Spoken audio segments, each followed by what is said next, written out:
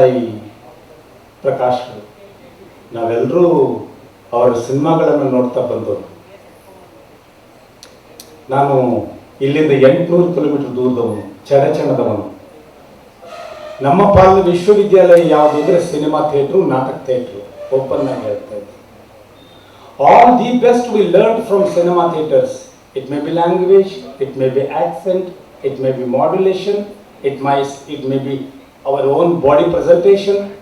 ಇದೆಲ್ಲವೂ ನಾವು ಕಲಿತಿದ್ದು ನಮ್ಮ ಸಿನಿಮಾ ಥಿಯೇಟರ್ಗಳಿಂದ, ನಮ್ಮ ರಂಗಭೂಮಿಗಳಿಂದ. ಇಷ್ಟು ಪ್ರೊಡಕ್ಟಿವ್ ಇರ್ತಕ್ಕಂಥ ವಿಶ್ವವಿದ್ಯಾಲಯಗಳು ಈಗಲೂ ಇಲ್ಲ. ನಮಗೆ ವಿಶ್ವವಿದ್ಯಾಲಯಗಳು ಈಗ ಏನು ಕಲಿಸ್ತಾ ಇದ್ದಾವೆ ಅಂದರೆ, ವೆಜ್ ತಿನ್ಬೇಕಾ, ನಾನ್ ವೆಜ್ ತಿನ್ಬೇಕಾ, ಲೆಫ್ಟ್ ಆಗಬೇಕಾ, ರೈಟ್ ಆಗಬೇಕಾ, ಸ್ತ್ರೀವಾದಿ ಆಗಬೇಕಾ, ಮನುವಾದಿ ಆಗಬೇಕಾ, ಮನುಷ್ಯವಾದಿ ಆಗಬೇಕೋ ಇಲ್ವೋ ಪ್ರಶ್ನೆಗಳೇ ಇಲ್ಲ. There is no question. ಇಂಥ ಹೇಡಿ ಸ್ಥಿತಿಯಲ್ಲಿ ನಾವು ಕೂತ್ಕೊಂಡಿದ್ದೇವೆ. ಇದರ ಬಗ್ಗೆ ಎಷ್ಟು ನಾನು ಲೆಫ್ಟ್ ಬಗ್ಗೆ ಮಾತಾಡ್ತೀನಿ, ಎಷ್ಟು ನಾನು ರೈಟ್ ಬಗ್ಗೆ ಮಾತಾಡ್ತೀನಿ, ಎಷ್ಟು ನಾನು ನಾನ್ ವೆಜ್ ವೆಜ್ ಬಗ್ಗೆ ಮಾತಾಡ್ತೀನಿ, ಅಷ್ಟು ಪ್ರಗತಿಶೀಲನಾಗುತ್ತೇನೆ. ಅತ್ಯಂತ ದುರ್ದೈವದ ಸಂಗತಿ. ಅನ್ವೇಷಣ ಈ ಸಂಸ್ಥೆನೇ ಒಂದು ಅನ್ವೇಷಣ ಅನ್ನಿಸ್ತು. ಯಾಕಂದರೆ ಇವಾಗ ಎಲ್ಲರೂ ಸ್ವಾರ್ಥಿಯಾಗಿರ್ತಾರೆ. ನಾನು ಯಾಕೆ ಇನ್ನೊಬ್ಬರನ್ನ ಸನ್ಮಾನ ಮಾಡಬೇಕು, ಇನ್ನೊಬ್ಬನ ಮೇಲೆ ತರಬೇಕು ಅನ್ನೋ ಮನೋಭಾವ ಇರೋ ಪರಿಸ್ಥಿತಿಯಲ್ಲಿ ನಮ್ಮವರು ಇಷ್ಟು ಜನನ ಶೇಖರಣೆ ಮಾಡಿ, ಸಾಧಕನ ಶೇಖರಣೆ ಮಾಡಿ ಇವತ್ತು ಸನ್ಮಾನ ಮಾಡ್ತಾ ಇರೋದು ತುಂಬ ದೊಡ್ಡದಂತ ಅನ್ನಿಸ್ತು. ಮನುಷ್ಯರು ನಾವು ಏನು ಮಾಡಿದ್ದೀವಿ, ಯಾಕೆ ಹುಟ್ಟಿದ್ದೀವಿ ಅನ್ನೋದು ಯೋಚನೆ ಮಾಡಬೇಕು. ಹುಟ್ಟಿದ ಮೇಲೆ ಏನೋ ಒಂದು ಮಾಡಬೇಕು, ಸಾಧನೆ ಮಾಡಬೇಕು. ಸಾಧನೆ ಮಾಡಿದ ಮೇಲೆ ಅವರು ಯಾರೊಬ್ಬರು ಗುರುತಿಸಬೇಕು. ಆ ಕಾಲದಲ್ಲಿ ಮಹಾರಾಜರಿರೋರು, ಮಹಾರಾಜರು ಎಷ್ಟು ಜನಕ್ಕೆ ಪೋಷಣೆ ಮಾಡಿದ್ದಾರೆ, ಎಷ್ಟು ಜನ ಸನ್ಮಾನ ಮಾಡಿದ್ದಾರೆ. ಇವತ್ತು ನಮ್ಮವರು ಆ ಸ್ಥಾನದಲ್ಲಿ ನಿಂತ್ಕೊಂಡು ಎಲ್ಲ ಸನ್ಮಾನ ಮಾಡಿದ್ದಾರೆ. ತುಂಬ ಖುಷಿ ಆಗುತ್ತೆ. ಹೃದಯವಂತರಾಗಿರ್ಬೇಕನ್ನೋದು ಇವರಿಂದ ಕಲಿಬೇಕಂತ ಅನ್ನಿಸ್ತದೆ.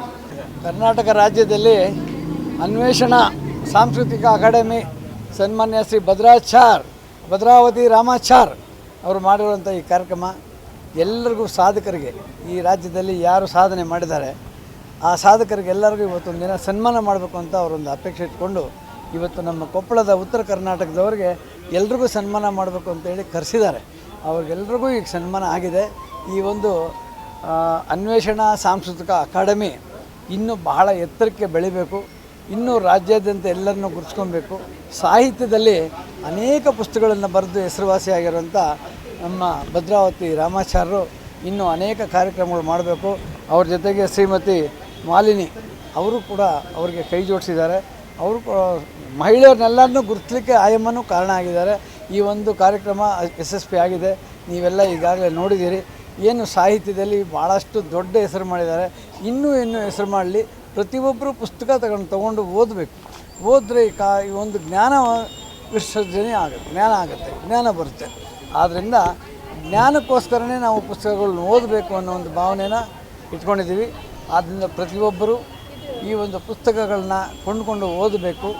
ಓದಿ ಇನ್ನೂ ಭಾಳಷ್ಟು ಬುದ್ಧಿವಂತರಾಗಬೇಕು ಅಂತ ಹೇಳಿ 2 ಮಾತುಗಳನ್ನು ಮಾತಾಡಲಿಕ್ಕೆ ನನಗೆ ಅವಕಾಶ ಮಾಡಿಕೊಟ್ಟಿದ್ದಾರೆ. ಇಂದು ಬೆಂಗಳೂರು ನಗರಕ್ಕೆ ಕೊಪ್ಪಳದಿಂದ ಸನ್ಮಾನಿತರಾಗಿ ನಾವು ಬಂದಿರತಕ್ಕಂಥ 5 ಜನ, ರುದ್ರಪ್ಪ ಬಡಿಗೇರ್, ದೇವಪ್ಪ ಬಡಿಗೇರ್, ಶಾರದಾ ಬಡಿಗೇರ್, ಪ್ರಕಾಶ್ ಹಾಗೂ ಶೇಖರಪ್ಪ ಬಡಿಗೇರ್, ಕೊಪ್ಪಳದಿಂದ ಇವರು ಇವತ್ತು ನಮ್ಮನ್ನು ಈ ಅನ್ವೇಷಣಾ ಒಂದು ಕಾರ್ಯಕ್ರಮದಲ್ಲಿ ಭಾಗಿಯಾಗಲಿಕ್ಕೆ ಅನುವು ಮಾಡಿಕೊಟ್ಟಿರ್ತಕ್ಕಂಥ ನಮ್ಮ ಭದ್ರಾವತಿ ರಾಮಾಚಾರ್ಯವರಿಗೆ ತುಂಬ ಹೃದಯದ ಧನ್ಯವಾದಗಳನ್ನು ಅರ್ಪಿಸ್ತಾ ಅವರಿಗೆ ಯಾವಾಗಲೂ ಸಾಹಿತ್ಯದಲ್ಲಿ ಒಂದು ಹೆಚ್ಚಿನ ಒಂದು ಶಕ್ತಿ ದೇವರು ಕೊಡಲಿ ಅಂತಕ್ಕಂಥದ್ದನ್ನು ನಾವು ಪ್ರಾರ್ಥನೆ ಮಾಡಿಕೊಳ್ತೀವಿ.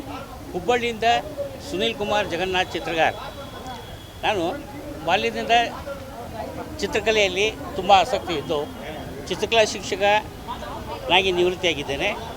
ಈಗ ಭದ್ರಾವತಿಯ ರಾಮಾಚಾರ್ಯವರಾದ ಅನ್ವೇಷಣೆ ರಾಷ್ಟ್ರ ಪ್ರಶಸ್ತಿಯನ್ನು ಅವರು ಇಲ್ಲಿ ಕೊಡು ಮಾಡಿದ್ದು ನನಗೆ ತುಂಬ ಸಂತೋಷದಾಯಕ.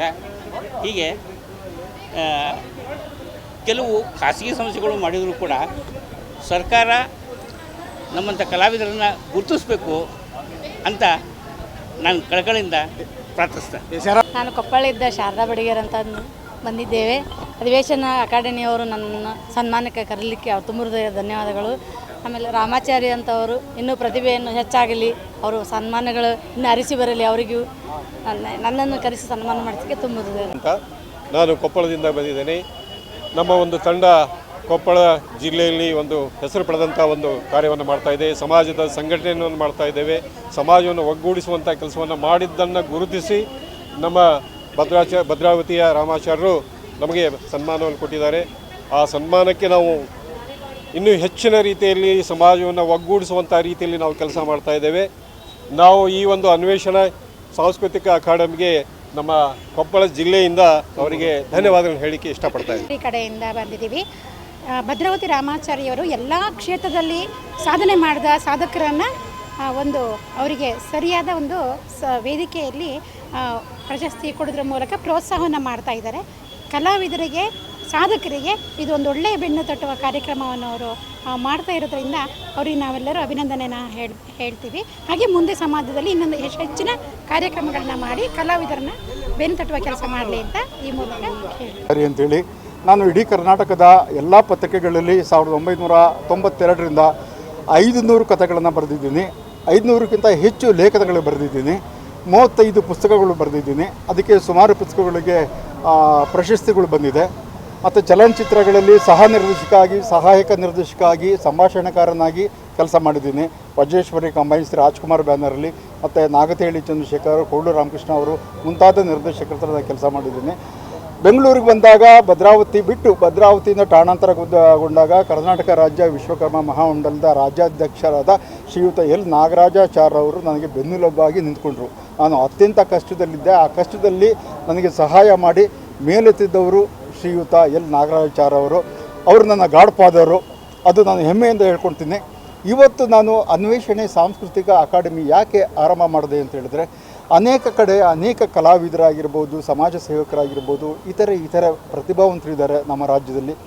ಅಂಥ ಪ್ರತಿಭಾವಂತರನ್ನು ಹೆಕ್ಕಿ ಅನ್ವೇಷಣೆ ಮಾಡಿ ಅವರನ್ನು ಗುರುತಿಸಿ ಅವರಲ್ಲಿ ಪ್ರೋತ್ಸಾಹ ತುಂಬಿಸಬೇಕು ಅನ್ನೋದು ನನ್ನ ಉದ್ದೇಶ. ಆ ಉದ್ದೇಶದಿಂದ ಅನ್ವೇಷಣೆ ಸಾಂಸ್ಕೃತಿಕ ಅಕಾಡೆಮಿಯನ್ನು ಆರಂಭ ಮಾಡಿದ್ದೀನಿ.